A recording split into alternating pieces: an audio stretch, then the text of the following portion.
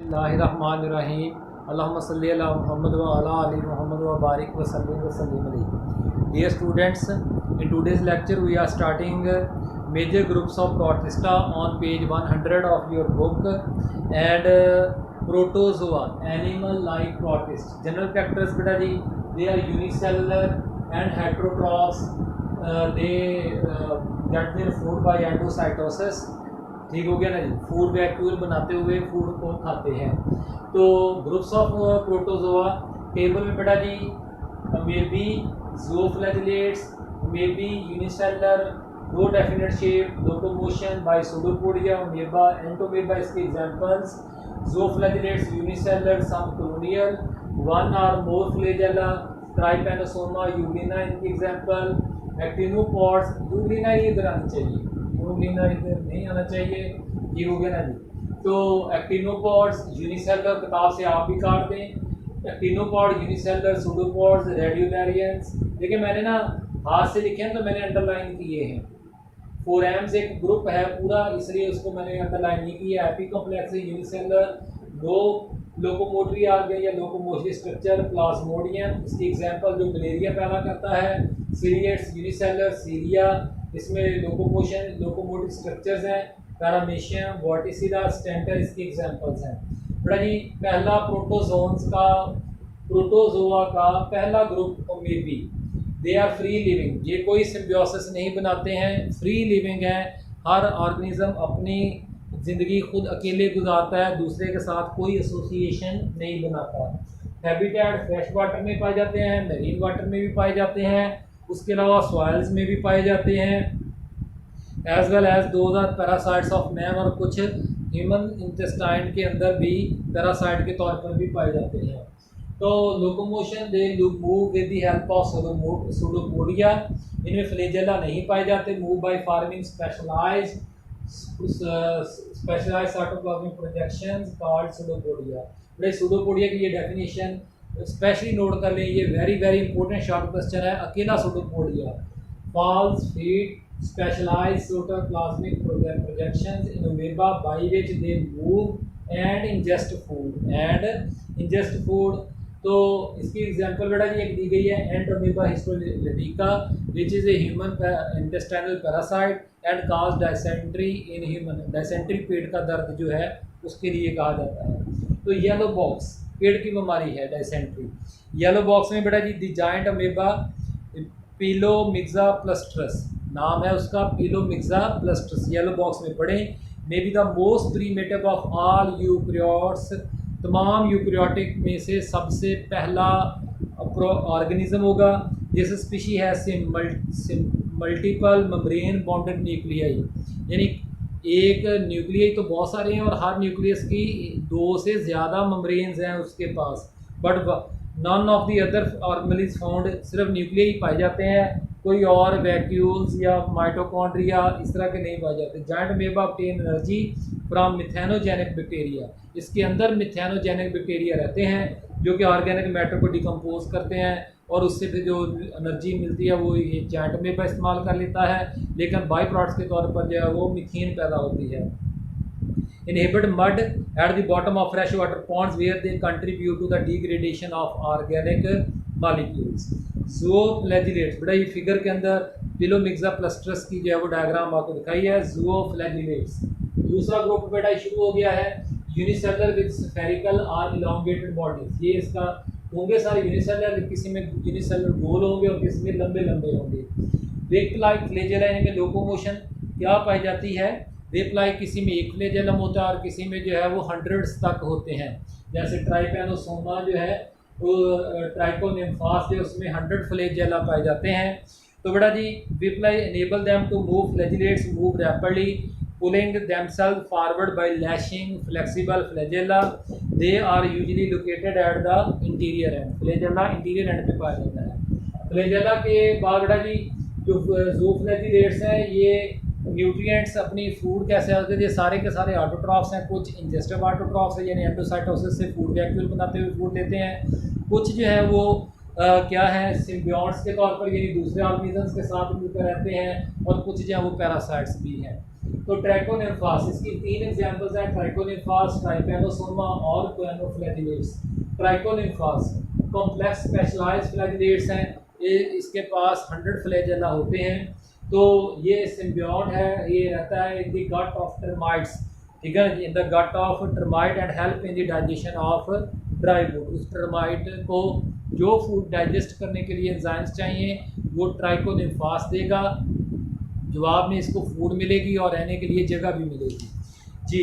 तो फिगर्स में आप ये ट्राइकोनिम्फास जो है उसकी ए फिगर जो है वो ट्राइकोनिम्फास की है और बी में जो है वो आपको ट्राइपैनोसोमा दिखाया गया है।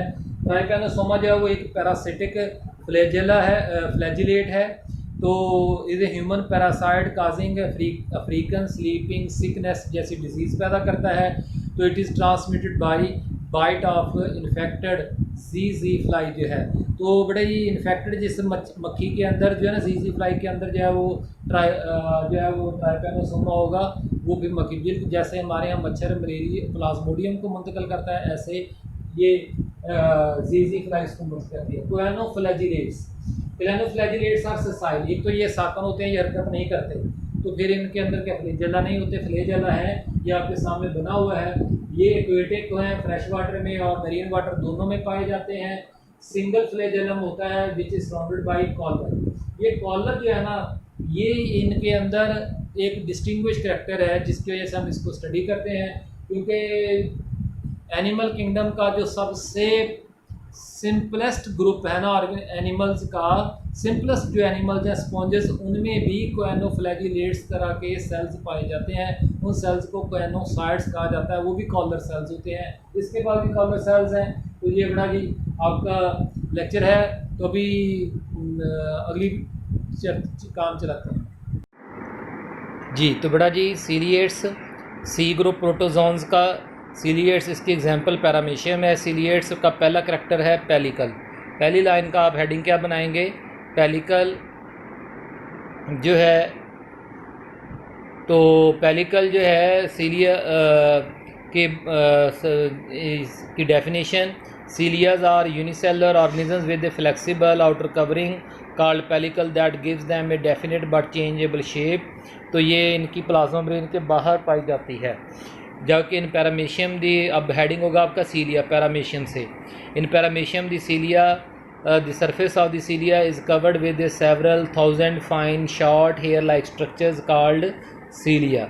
द सीलिया बीट का मतलब है contract in such a precisely coordinated fashion well controlled manner में that organisms can go forward and back and turn around.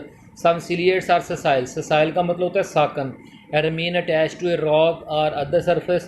Their cilia sets up water currents, पानी में लहरें पैदा करते हैं, and draw the food towards them. Most ciliates ingest bacteria on their tiny or other tiny protists, यानी दूसरे bacteria को और दूसरे प्रोटिस्ट को जो है ये खाते हैं।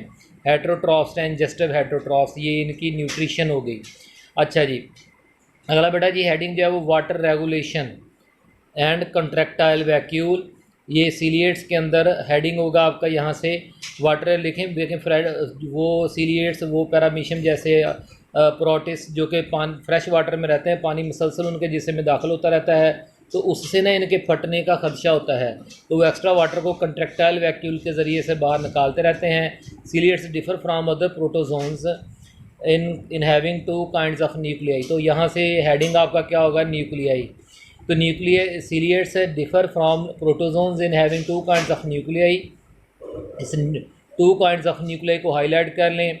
One or more small diploid micronuclei, एक या एक से ज़्यादा क्या होते हैं, डिप्लॉयड माइक्रोन्यूक्लियाई। डिप्लॉयड माइक्रोन्यूक्लियाई में 2 सेट्स ऑफ क्रोमोसोम्स पाए जाते हैं, जबकि सिंगल लार्ज पॉलीप्लॉयड मैक्रोन्यूक्लियस जिसमें सिर्फ बहुत सारे मैनी सेट्स ऑफ क्रोमोसोम्स पाए जाते हैं। जो डिप्लॉयड न्यूक्लियाई हैं they are involved in sexual process, sexual reproduction में हिस्सा लेते हैं, जबकि polyploid macronucleus control the metabolic activities of the cells. Most ciliates are capable of sexual process called conjugation, यानी कॉन्जुगेशन के ज़रिए से जो है वो रिप्रोडक्शन परफॉर्म करते हैं। तो during conjugation two individuals come close together and exchange genetic material, और आपस में जेनेटिक मटीरियल का तबादला करते हैं।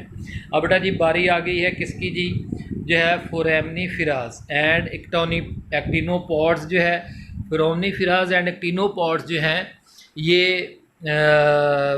डी ग्रुप प्रोटोजोन्स का, दी मेरीन प्रोटोजोन्स प्रोड्यूस शेल्स, ये भी यूनिसेलर हैं लेकिन इनकी प्लाज्मा मेम्ब्रेन के बाहर शेल जिसे टेस्ट भी कहा जाता है वो पाया जाता है। तो टेस्ट की बुनियाद पर ही इनके दो नाम हैं, द टेस्ट और the animal foraminifera are made of calcium whereas those of actinopods are made of silica. तो किसी का कैल्शियम कार्बोनेट का बना होता है और किसी का रेत का। The shells are test contains pores through which cytoplasmic projections can be extended, तो वहाँ से वो फिर बाहर निकलती रहती हैं। तो these cytoplasmic projections form a sticky interconnected net that entangles prey dead foraminifera sink to the bottom, ठीक है ना जी। तो जब अंदर शेल के अंदर जो यूनिसेलुलर ऑर्गेनिज्म है जब वो डेड हो जाता है ना जी, तो फिर वो क्या हो जाता है जो है ना वो शेल जो है वो सिंक कर जाता है समुद्र की बॉटम में और वहाँ पे मड बनाता है ग्रे कलर की, जो कि वक्त में आस्ता आस्ता जो है वो कार्बन डाइऑक्साइड को अब्जॉर्ब करके ना चाक यानी कैल्शियम कार्बोनेट में तब्दील हो जाता है। फोरामिनीफेरास ऑफ द पास्ट, जो यानी पुराने वक्तों से फोरामिनीफेरास के जो शेल्स हैं वो जमा हो कर जो है ज़ेरे समुंदर जो है वो लाइम स्टोन के बड़े बड़े डिपॉजिट बनाते हैं, वेस्ट लाइम डिपॉजिट्स। तो बेटा जी ई ग्रुप जो है वो आ गया एपी कम्प्लेक्सन्स। एपी कम्प्लेक्सन्स जो हैं ये पैरासिटिक प्रोटोजोन्स हैं, ये भी यूनिसेलर। इनमें से कुछ ऐसे भी हैं जो बड़ी ख़तरनाक बीमारियां पैदा करते हैं जैसे मलेरिया। तो malaria is caused by plasmodium apicomplexan. Apicomplexan इनके अंदर कोई ख़ास लोकोमोटरी ऑर्गन्स यानी फ्लैजेला या सीलिया या सूडोपोडिया नहीं होते हैं, but they move with the help of flexing, अपने यूनिसेलर बॉडी को फ्लेक्स यानी बेंड करते हुए ये मूव करते हैं। तो अब अगली बात जो है वो कुछ इस तरह से है कि एपिकम्प्लेक्सन्स का जो सबसे ज़बरदस्त करैक्टर है, they at some stage in their life they produce develop a spores, यानी सेक्सुअल रिप्रोडक्शन या लाइफ साइकिल के दौरान ये स्पोर ज़रूर पैदा करते हैं। तो infective agent transmitted to the next host. Many apicomplexans spend part of their life in one host and part in different host species, यानी ये जो एपिकम्प्लेक्सन्स हैं ये दो होस्ट में अपनी ज़िंदगी गुजारते हैं। ये लाइन भी बहुत अहम है, इसको स्पेशली नोट कर लीजिएगा। Many apicomplexans spend their life in the host and one life in the other host. तो ये लाइफ साइकिल ऑफ प्लाज्मोडियम है। आप देखें कि पहले स्टेप में जब कोई मॉस्किटो जो है वो किसी ह्यूमन को काटता है तो अगर उस मॉस्किटो के अंदर जो है प्लाज्मोडियम मौजूद है, वो प्लाज्मोडियम मौजूद होगा स्पोरोजोइड्स की सूरत में उसके सलेवरी ग्लैंड्स में। जब वो काटता है ना तो फिर अपना सेलिवा जो है वो ह्यूमन ब्लड में डाल देता है। ह्यूमन ब्लड में वो स्पोरोजोइड्स यानी प्लाज्मोडियम जो कि अब स्पोरोजोइड्स की सूरत में है, ये हैप्लॉइड हैं, वो ब्लड के ज़रिए से जब ट्रैवल करते हुए लीवर में पहुंचते तो लीवर सेल्स के ऊपर अटैक कर देते हैं। फिर लीवर सेल्स में वो डिवाइड करते हैं और मल्टीप्लाई करके जो है वो जो डॉटर सेल्स बनाते हैं उन डॉटर सेल्स को मीरोजोइड्स का नाम देते हैं। मीरोजोइड्स जो हैं वो रेड ब्लड सेल्स के ऊपर अटैक करते हैं और रेड ब्लड सेल्स के अंदर डिवाइड करके अपनी तादाद बढ़ाते हैं। फिर रेड ब्लड सेल्स को फाड़ते हुए अगले रेड ब्लड सेल्स के ऊपर हमला कर देते हैं। तो एक ही दफ़ा जब बहुत सारे रेड ब्लड सेल्स फटते हैं ना तो तब सिम्टम्स ऑफ मलेरिया जो है वो शो होती है। फिर अब इसी इन्फेक्टेड पर्सन को अब एक और मच्छर ने जो है वो उसका खून चूसा है तो मीरोजोइड्स जो हैं वो किस में पहुँच जाते हैं, वो पहुंच जाते हैं दूसरे मच्छर के अंदर।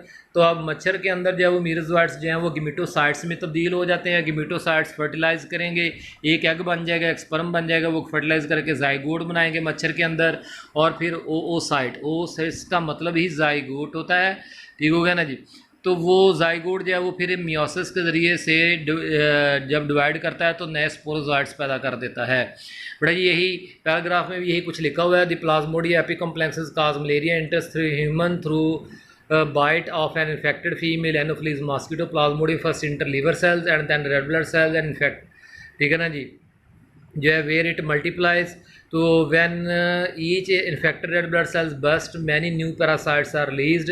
दीज रिलीज पैरासाइट्स जो कि मीरोजोइड्स हैं तो infected new red blood cells and the process is repeated simultaneous bursting of millions of red blood cells. जब लाखों में रेड ब्लड सेल्स एक ही दफ़ा फटते हैं तो causes the symptoms of malaria. पहले सर्दी बंदे को लगती है क्योंकि खून की कमी होती है, फिर उसके बाद हाई फीवर, बहुत ज़्यादा 101 से भी ऊपर बुखार हो जाता है क्योंकि ये केमिकल्स जो है ना रिलीज़ करते हैं वाइट ब्लड सेल्स भी, और जो है ये जो है ना प्लाज्मोडियम के जो प्लाज्मोडियल जो कि मीरोजोइड्स होते हैं ये भी, तो वो टॉक्सिक सब्सटेंस बॉडी का टेम्परेचर बढ़ा देते हैं that release and affect our organs of the body.